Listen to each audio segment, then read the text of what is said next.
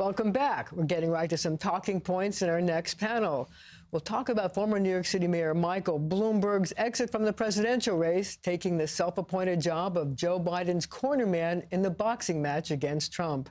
But first, let's talk about Andy Byford. He certainly didn't mince any words. Joining me now are CBSN New York's urban affairs expert Mark Peters and Bill O'Reilly, a partner at the November team. So, guys, what's the headline from Andy Byford? I think the headline is we now know not only that Governor Cuomo forced him out, but we know in some detail for the first time the fairly heavy-handed way in which the governor did it. I mean, it's absolutely outrageous that the governor would be calling Byford's team into meetings and not allowing Byford to come along. That's a very heavy-handed way of pushing someone out. Yeah, that was quite an interview. And I think, Andy Byford came to New York, and he was an absolute rock star, and that was his undoing.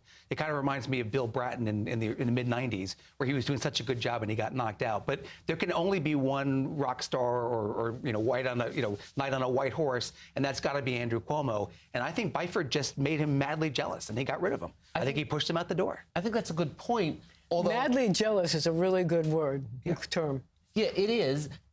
But I think that shows one of the weaknesses of this governor, which is if you are a good and self-confident leader, then you want other rock stars working for you, and you feel confident that you can essentially absorb some of the credit for the good work that they do. That's right. Look who we've got. We've got the best on the planet here in New York. Exactly. And he pushed him out. And he couldn't. Real shame. But doesn't it also look at the possibility of the increased politicalization of the MTA by the governor? And do you have to question whether that's the way you fix a train system? It does. And I was amazed in the interview of the discussion, as you mentioned before, about him being precluded from meetings that involve public safety, essentially. And that's, that politicization is really unacceptable in something as vital and as important to New York as its, arterial system. It was pretty amazing. That's just pure politics. There's no reason that the head of the transit authority should be excluded from a meeting about trains. Right. No, Fiorello LaGuardia once said there's no Republican or Democratic way to pick up the trash. And I would argue similarly, there's no Republican or Democratic way to run the subways. And so when you start politicizing something that's really a technical, how do we get a system functioning, that's really bad news and bodes poorly for the future. So let's talk about timing. Andy Byford, quit after about 2 years on the job, just about 2 years on the job. And when I asked the governor about the fact that he was leaving so precipitously, the governor's response was 2 years, that's a really long time.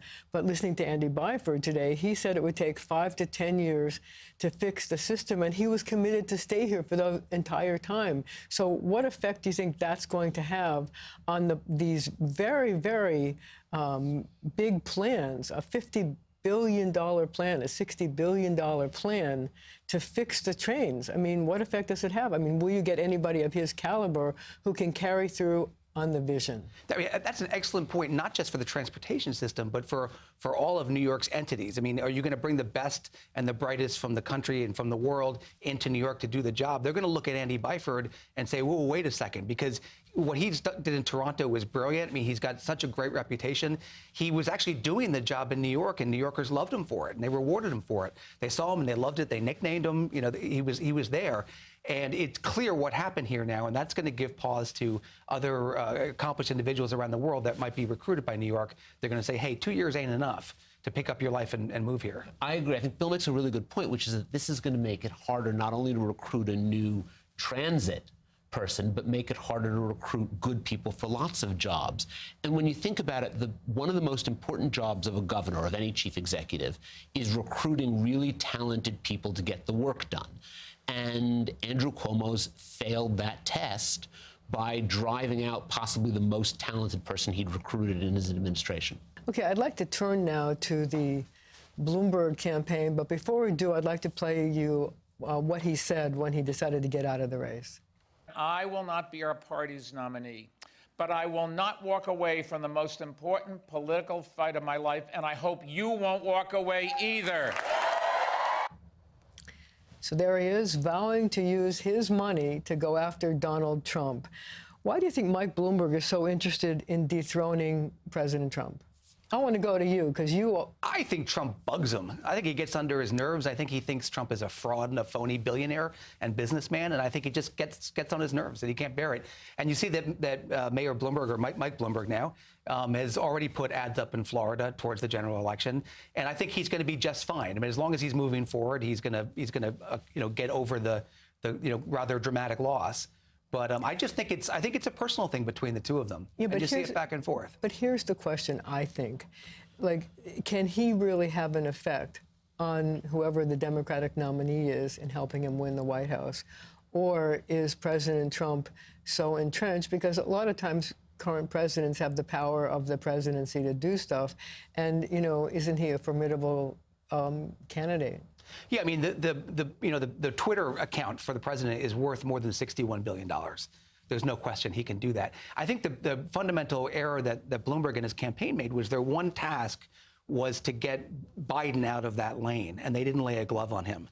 And that could be to the detriment of Biden as well. I mean, I think in part that speaks to Bloomberg's goodness. He didn't want to destroy a fellow moderate, so he let him live. But President Trump is now going to lay into very legitimate issues on Joe Biden about his brother, cashing in on his name, and his son. Those issues are going to come up, but they're going to come from Trump now and not from within the Democratic primary. Mark, your take. Well, I think Joe Biden has had a huge amount of scrutiny, and so I think some of the takes that we've heard recently saying, "Oh, well, Joe Biden's been untested." Joe Biden has a 50-year record in government. He's been doing this a long time. He's certainly, the Burisma stuff has been out there at length. So I think he has, in fact, been tested. I think that in fact, if Mike Bloomberg does what he says he's going to do, and we have every reason to believe he will, that's a lot of money being spent essentially on negative ads about Donald Trump, and that's going to have an effect. Okay, well, that's all the point for today. Want to have your voice heard? Send us your questions to our Facebook page or hashtag your point on Twitter @CBS New York. I'm Marcia Kramer, and I'll see you next week.